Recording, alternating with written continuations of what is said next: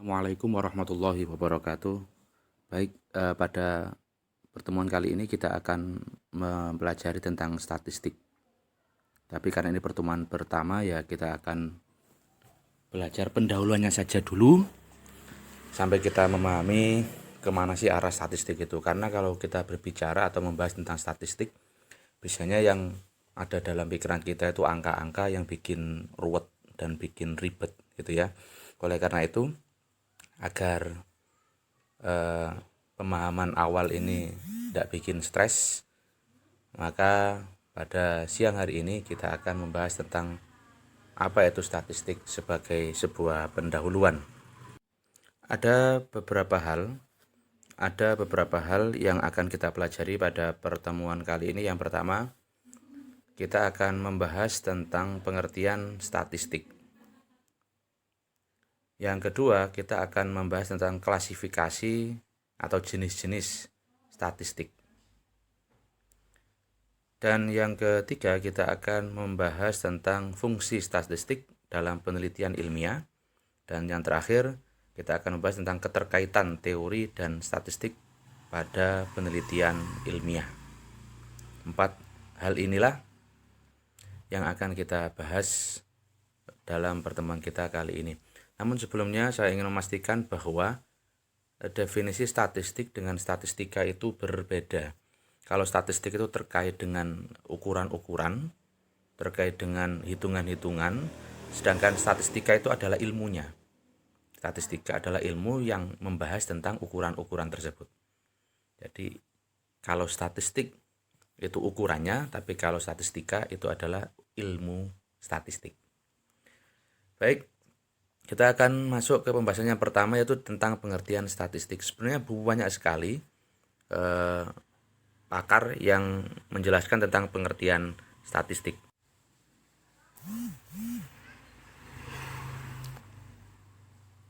Oleh karena itu, kita nggak perlu membahas banyaknya pengertian dari sekian banyak pakar tentang statistik, nanti malah akan tambah bingung.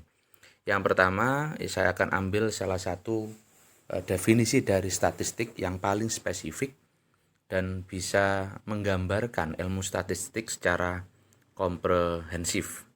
Yang pertama adalah ini, statistik itu terkait dengan metode yang membahas tentang, ada 5 hal nanti.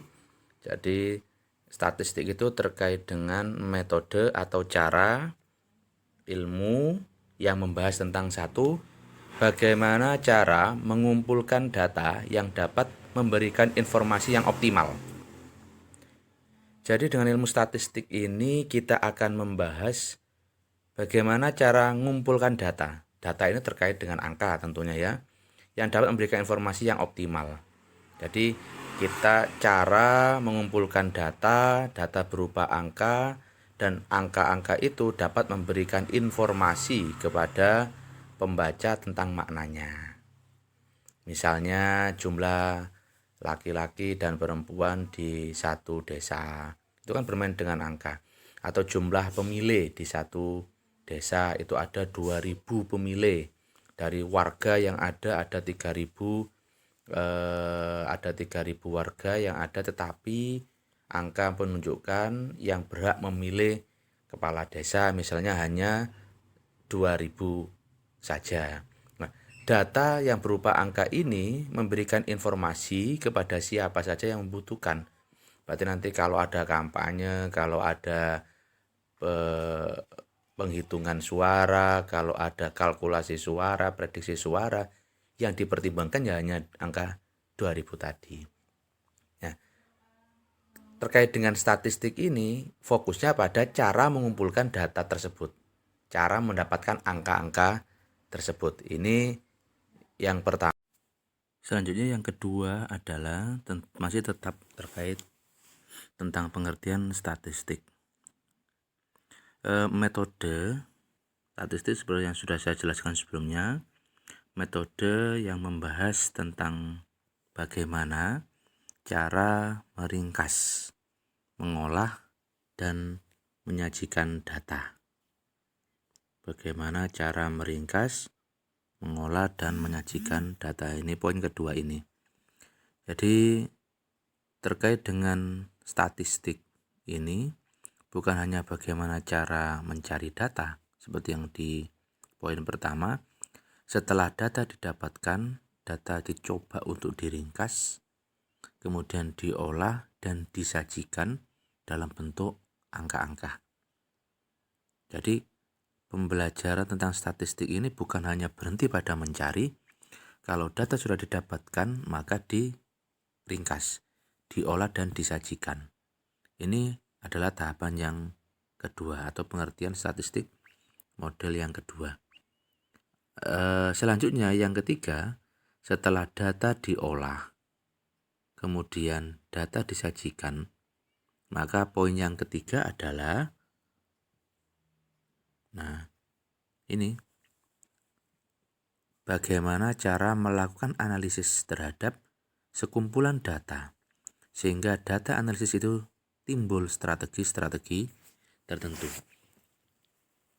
Jadi ini lanjutan dari pengertian statistik tahap yang kedua.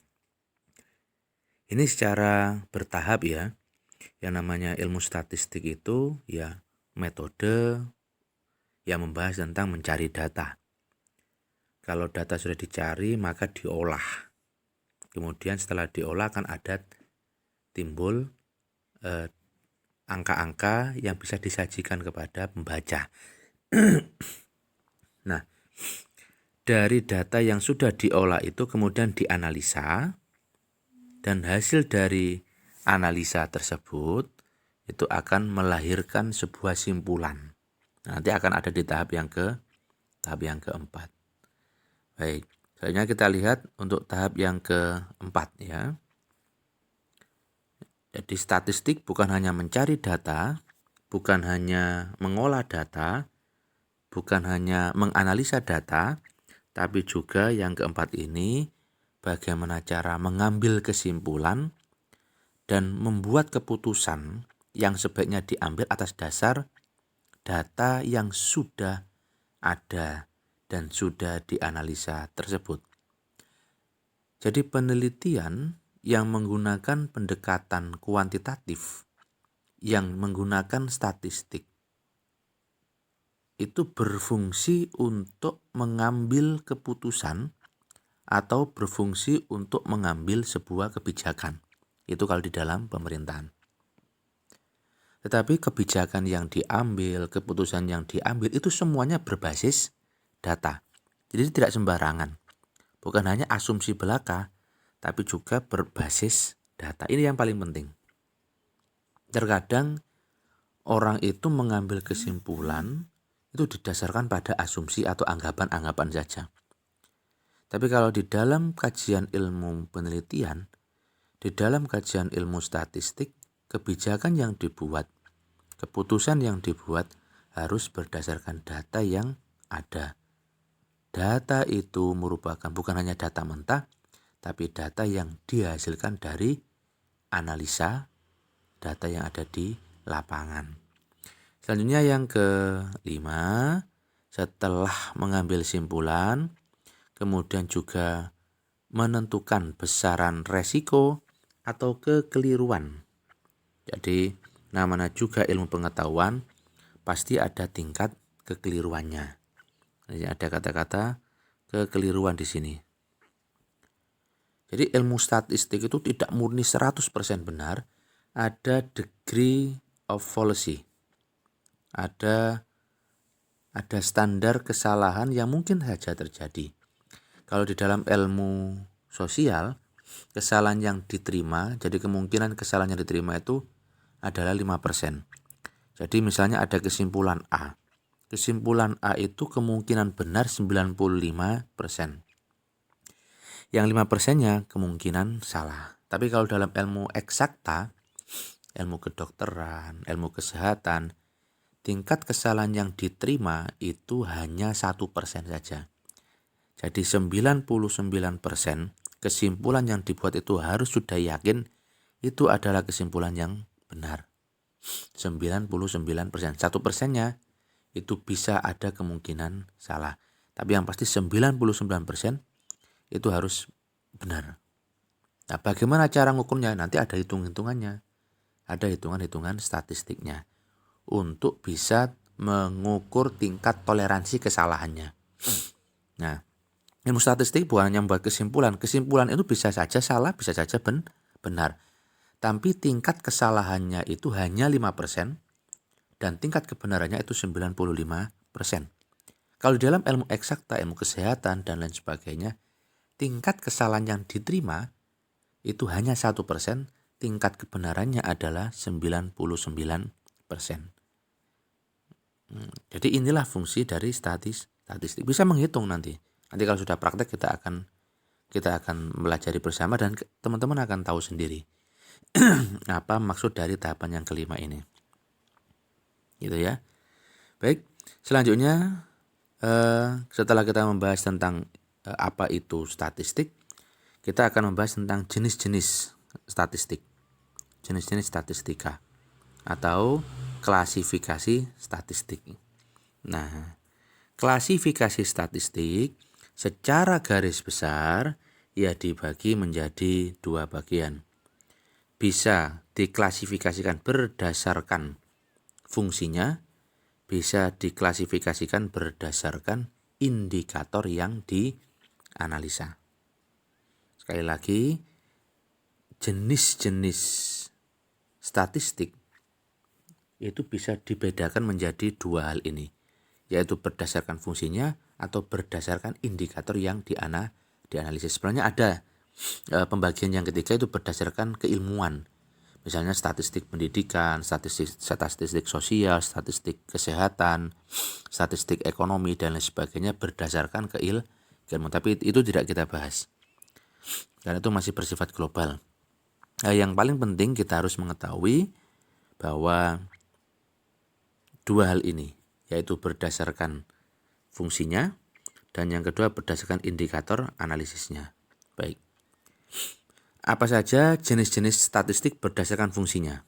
Nah, di sini jenis statistik berdasarkan fungsinya itu dibagi menjadi dua, yaitu statistik deskriptif dan statistik inferensial. Nah, ini harus paham ini. Jadi statistik berdasarkan fungsinya ya deskriptif. Apa maksudnya deskriptif? Nanti akan saya jelaskan di slide selanjutnya. Yang jelas kalau dilihat dari fungsinya, statistik itu ada dua, yaitu deskriptif dan inferensial. Baik, inilah statistik deskriptif, yaitu statistik yang mempelajari tata cara mengumpulkan data, menyusun data, menyajikan dan menganalisa data yang berwujud angka-angka. Tujuannya apa? Agar dapat memberikan gambaran. Nah, inilah kenapa disebut sebagai statistik deskriptif, karena tujuannya memberikan gambaran. Mendeskripsikan itu berarti menggambarkan. Gambaran yang teratur, ringkas, jelas mengenai suatu gejala atau keadaan dan peristiwa. Jadi dengan angka itu kita bisa menggambarkan kondisi-kondisi tertentu yang ada di suatu wilayah. Misalnya saat ini ada pandemi COVID-19. Data-data bisa kita lihat berdasarkan data statistik. Misalnya tingkat kesembuhan masyarakat yang terpapar COVID-19. Saat ini kesembuhannya sudah meningkat misalnya 100%. Kesembuhannya sudah meningkat 200% dari yang semua pasien yang ada misalnya. Yang suspek itu satu hari bertambah 50.000 misalnya, tapi yang sembuh ternyata 500.000. Nah, dari data-data itu kita bisa melihat bahwa penanganan COVID-19 itu semakin bagus. Nah, data-data itulah kemudian yang kita sebut sebagai statistik deskriptif, karena bisa menggambarkan, bisa memberikan informasi yang sehingga ada ada gambaran di dalam otak kita ketika membaca angka-angka itu. Ada gambaran di dalam otak kita ketika membaca angka-angka tersebut. Itu jenis statistik berdasarkan fungsinya, jenis yang pertama. Selanjutnya jenis yang kedua yaitu statistik inferensial. Nah, jenis yang kedua yaitu statistik inferensial, yaitu statistik yang mempelajari atau mempersiapkan tata cara penarikan kesimpulan mengenai karakteristik populasi berdasarkan kuantitatif yang diperoleh dari sampel penelitian. Jadi kalau deskriptif itu hanya menggambarkan saja kondisi yang ada di lapangan, tetapi kalau statistik inferensial ini lebih dari menggambarkan, itu menarik kesimpulan. Biasanya inferensial ini terkait dengan hubungan antara variabel A dengan variabel B. Hubungan antara usia dengan tingkat kesehatan misalnya. Atau pengaruh kalau dalam pembelajaran bahasa Inggris, pengaruh metode A terhadap hasil belajar. Ya, kesimpulan-kesimpulan tersebut itu hanya bisa ditemukan dengan pendekatan statistik ini yang inferensial. Jadi bukan hanya mendeskripsikan tapi juga mengambil kesimpulan, gitu ya. Selanjutnya ada jenis statistik berdasarkan indikator yang dianalisis. Ada dua, yaitu statistik parametrik dan non-parametrik. Nah, yang pertama ini adalah statistik parametrik. Ini berdasarkan indikator. Ya, ini berdasarkan indikator yang dianalisa. Apa sih statistik parametrik itu? Statistik parametrik adalah statistik yang parameter populasinya harus memenuhi syarat-syarat tertentu. Penelitian, misalnya satu kabupaten Mojokerto, itu tidak mungkin diteliti semua warganya sekabupaten Mojokerto. Tapi harus ada sampel. Nah, sebelum menentukan sampel, kalau kita menggunakan statistik parametrik, itu ada syarat-syarat tertentu dalam melaksanakan penelitian. Misalnya, jadi nanti akan ada, nanti aja lah. Nanti kita bahas syarat-syarat untuk statistik parametrik. Kalau yang non parametrik ini kebalikan dari statistik parametrik. Kalau parametrik tadi disyaratkan ada syarat-syarat tertentu yang harus dipenuhi. Ini kalau parametrik. Kalau non parametrik ini justru kebalikannya. Bebas dari keharusan terpenuhi syarat-syarat tertentu. Nah, ini perbedaan antara parametrik dan non parametrik. Pertanyaannya, apa saja syarat-syarat ketika masuk kategori statistik parametrik? Nah, syarat yang pertama adalah ini, kita lihat. Data berskala interval atau rasio. Jadi data statistik itu ada macam-macam ya. Salah satunya adalah data interval atau rasio. Apa saja nanti data jenis-jenis datanya nanti akan kita jelaskan di belakang. Selanjutnya, syarat yang kedua yaitu pengambilan sampel harus random. Sampel itu ya, misalnya kalau kita ingin melakukan penelitian di Kabupaten Mojokerto, kita harus mengambil contoh. Sampel itu contoh. Nggak mungkin kita akan meneliti seluruh warga. Nah, yang bisa kita lakukan kita mengambil contoh dari Kabupaten Mojokerto. Misalnya berdasarkan arah mata angin. Ambillah yang tengah. Jadi mengambil sampel data dari warga yang ada di posisi Mojokerto di tengah-tengah. Yang kedua, ngambil data dari warga yang ada di barat, ada di timur, ada di selatan, ada di utara. Itulah yang disebut sebagai sampel. Jadi pengambilan sampel harus random. Nggak boleh dipilih. Saya ngambil di tengah, terus orangnya dipilih. Yang tak kenal-kenal saja misalnya. Saya ngambil di utara, saya mencari saudara-saudara saya saja misalnya. Itu tidak boleh. Pengambilan sampel harus dilakukan secara acak. Random itu acak. Yang ketiga, syarat untuk statistik parametrik adalah berdistribusi normal. Yang keempat, memiliki varians yang homogen, yang hampir sama sesuai dengan apa yang diteliti. Yang terakhir, harus model regresi linier ya.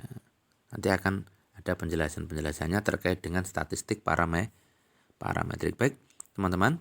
Selanjutnya kita akan membahas tentang fungsi statistik dalam penelitian. Sebenarnya apa sih? Fungsi statistik dalam penelitian itu ada 3 yang paling penting. Fungsi statistik dalam penelitian itu yang pertama adalah memiliki fungsi deskriptif. Yang kedua memiliki fungsi generalisasi. Dan yang ketiga memiliki fungsi prediksi. Nah ini ya. Jadi dengan statistik kita bisa mendeskripsikan sesuatu. Dengan statistik kita bisa mengeneralisasikan sesuatu.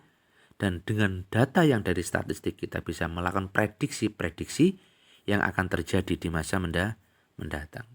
Nah, kita lihat satu persatu tentang fungsi deskripsi. Itu membuat data bermakna dengan penyajian data, tendensi sentral, tendensi penyebaran. Misalnya data dalam bentuk tabel, gambar, grafik, ya, diagram, dan lain sebagainya. Itu deskripsi data dalam bentuk macam-macam tadi itu, gambar, tabel, grafik, dan lain sebagainya. Ada tendensi sentral, misalnya rata-rata, atau nilai tengah, atau modus, nilai yang sering muncul, dan lain sebagainya. Ini adalah deskripsi.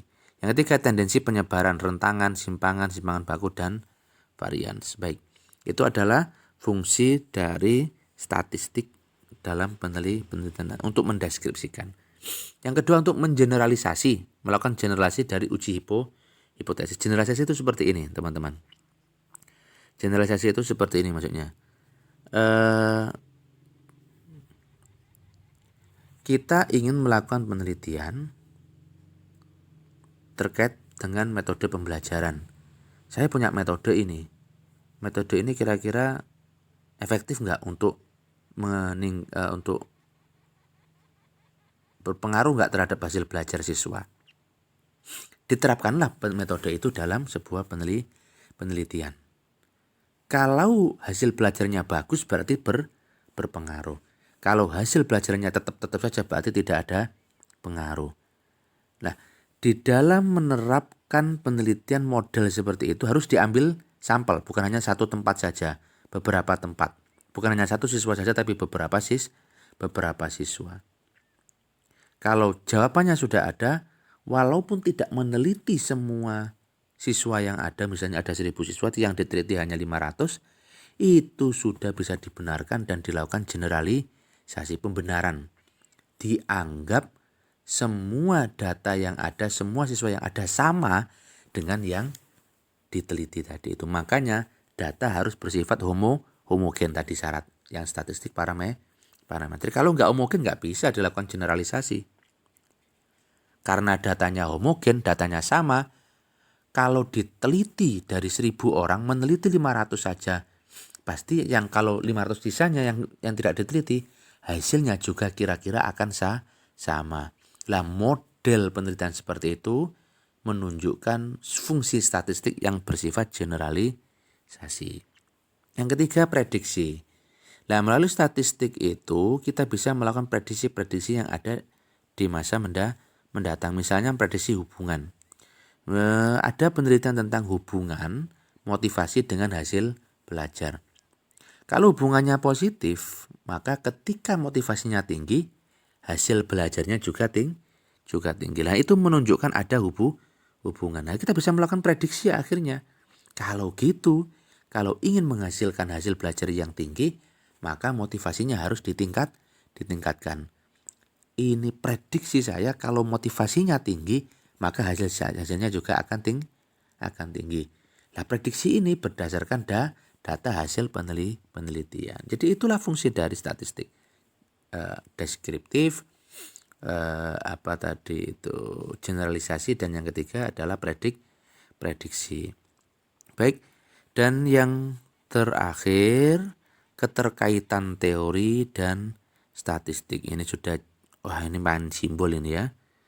Ini main simbol keterkaitan teori dan statistik. Ini kaitannya dengan apa yang kita sebut dengan simbol-simbol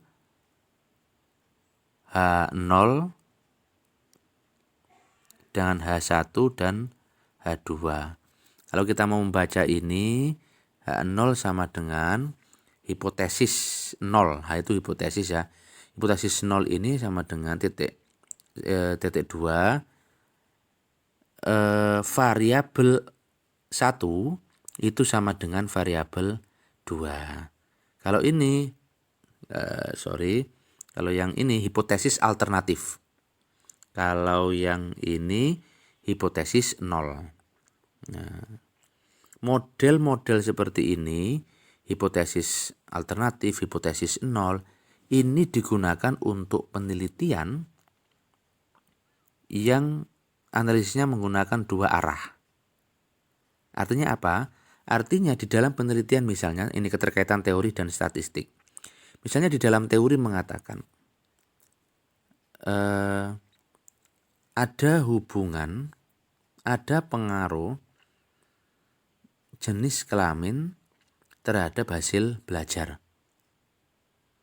Ada pengaruh jenis kelamin terhadap hasil belajar.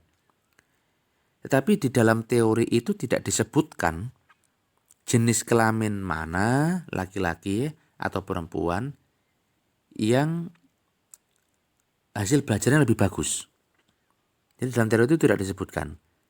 Kalau teori itu tidak disebutkan, kerangka berpikirnya juga tidak disebutkan, mau memilih yang mana, laki-laki atau perempuan yang lebih bagus, tendensi pemikirannya nggak jelas, tidak disebutkan dalam landasan teorinya, maka statistik model yang seperti ini yang cocok digunakan. Artinya apa? Kalau seperti ini mengatakan laki-laki dan perempuan adalah sama. Jadi variabel 1 dianggap sama dengan variabel 2. Hipotesis alternatifnya variabel 1 tidak sama dengan variabel 2. Nah, kondisi ini terkait dengan teori di mana ada dua variabel yang dibandingkan, tetapi peneliti tidak menyebutkan mana yang lebih tinggi, mana yang lebih baik. Kalau seperti itu maka menggunakan model rumus yang ada di yang saya centang ini. Ini berbeda dengan yang ada di sini. Nah, yang ada di sini, ini berbeda. Kalau landasan ini ada hipotesis 0, ada hipotesis 0, ada 2, ada positif, ada negatif. Misalnya dalam teori mengatakan siswa yang aktif mengikuti diskusi itu hasil belajarnya lebih bagus daripada siswa yang tidak aktif mengikuti diskusi. Ini sudah ada pembedaan berbeda dengan teori pertama tadi. Pembedaan ini menunjukkan peneliti itu lebih condong kepada siswa yang ikut diskusi. Nah, kalau model teorinya seperti itu yang diarahkan, maka itu menunjukkan kondisi positif.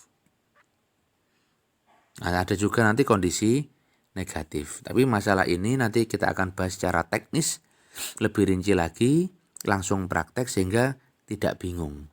Nah, kalau hanya dijelaskan seperti ini biasanya masih bingung. Tapi nanti kalau sudah ada contoh studi kasus, langsung menghitung dan lain sebagainya, insya Allah akan jauh lebih mudah dipahami. Baik, saya kira itu yang bisa saya sampaikan terkait materi kita hari ini. Semoga bermanfaat. Assalamualaikum warahmatullahi wabarakatuh.